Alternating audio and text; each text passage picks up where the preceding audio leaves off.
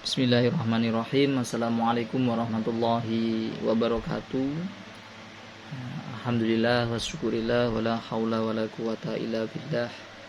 Amma ba'du, langsung saja saya atas nama Hasanuddin, PAI 5B.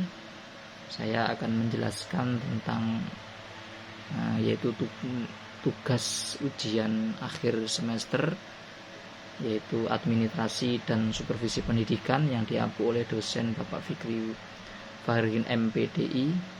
Langsung saja, pertanyaan yang pertama yaitu dalam ilmu administrasi pendidikan ada beberapa pandangan terkait definisi administrasi.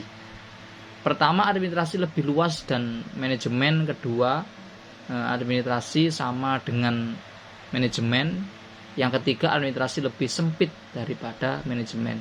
Jelaskan ketiga hal tersebut. Yaitu jawabannya, penjelasan tentang administrasi lebih luas sama dengan dan lebih sempit dari manajemen. Yang pertama, lebih luas. Administrasi adalah bidang kualitatif, sedangkan manajemen adalah bidang kuantitatif. Administrasi lebih melirik ke hasil atau output, sedangkan manajemen melirik ke cara mencapai atau progres. Yang kedua yaitu sama dengan administrasi erat hubungan dengan manajemen karena merupakan alat utama pelaksanaan proses manajemen itu sendiri, sehingga manajemen di suatu perusahaan mustahil dapat dilakukan tanpa adanya administrasi. Yang ketiga yaitu lebih sempit. Administrasi lebih sempit dari manajemen. Administrasi diartikan sebagai ketatausahaan atau clerical work. Soal yang kedua yaitu menurut M.E. Gross yang dikutip oleh Prof. Dr.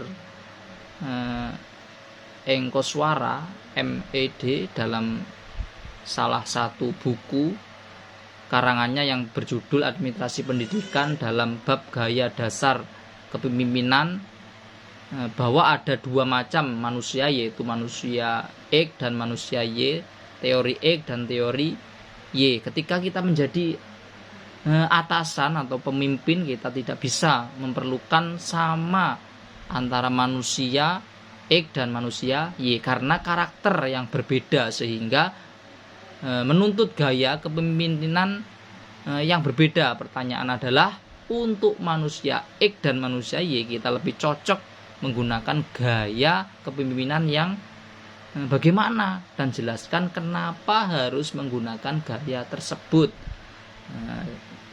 Jawabannya yaitu gaya demokratis, sebab hubungan antara pemimpin dengan anggota atau bawahan lebih harmonis dan tidak kaku, dan keputusan dan kebijakan yang diambil melalui diskusi akan membuat para anggota merasa dibutuhkan dan dihargai. Pertanyaan yang ketiga, ada 4 macam gaya kepemimpinan, yaitu autoriter, pseudo demokratis, laissez-faire, dan demokratis. Dari keempat gaya tersebut tentu semuanya mempunyai kelebihan masing-masing.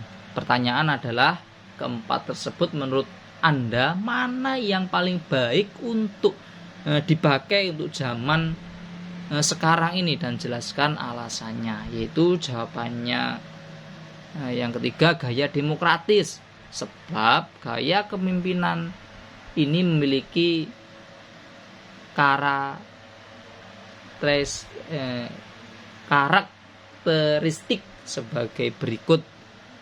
Menganggap bahwa sebagai makhluk yang termulia di dunia selalu berusaha mensinkronisasikan kepentingan dan tujuan organisasi dalam kepentingan dan tujuan pribadi daripada bawahannya. Dilanjut yang selanjutnya, yaitu soal yang nomor 4. Ketika kita mempunyai sebuah lembaga pendidikan, tentu penting sekali kita mempunyai visi dan misi. Namun sedikit orang yang masih belum memahami apa itu visi dan misi. Pertanyaannya, apa yang dimaksud dengan visi dan misi, dan jelaskan sehingga jelas. Contoh terkait ini, jawabannya ialah visi adalah keinginan atau cita-cita perusahaan dan atau lembaga, sedangkan misi adalah bagaimana cara berusaha atau lembaga dapat mewujudkan cita-cita tersebut. Ini saya ambil dari lembaga MTS Nahdlatul Tholabah atau Yasinat Tesilir Wuluan Jember, yaitu tentang visi terwujudnya insan yang beriman, berprestasi dan berakhlakul karimah. Misinya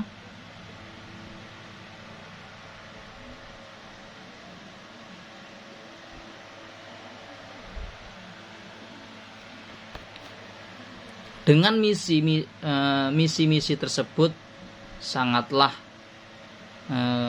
konkret dengan visi yang diharapkan, di mana peserta didik diharapkan memilih iman yang kuat, berprestasi dan memiliki sikap sopan, santun dan berproses dengan misi di atas. Pertanyaan yang selanjutnya, yang terakhir, yang kelima, ada sebuah lembaga yang siswa puas sekali belajar di tempat tersebut karena meski jarang masuk belajar, lembaga tersebut tetap memberikan nilai yang bagus kepada para muridnya. Kalau kita merujuk pada definisi sekolah yang bermutu, maka akan kita dapati bahwa satu poin bahwa sebuah lembaga itu bisa dikatakan bermutu jika pelanggan puas. Menurut Anda, apakah sekolah yang disebutkan tersebut sudah bisa dilakukan bermutu? Menurut Anda, serta berikan alasannya. Yaitu jawabannya atau alasannya yaitu tidak bermutu, sebab pendidikan bermutu itu mampu melaksanakan proses pematangan kualitas peserta didik yang dikembangkan dengan cara membebaskan peserta didik dari ketidaktahuan, ketidakmampuan, ketidakberdayaan, ketidakbenaran, ketidakkejujuran, dan dari buruknya akhlak dan keimanan. Sedangkan dari permasalahan tersebut seorang siswa hanya mendapat nilai bagus walaupun masih minim pengetahuan. Sekian dari saya, bila banyak salah saya mohon maaf yang sebesar-besarnya. Akhiran, wassalamualaikum warahmatullahi wabarakatuh.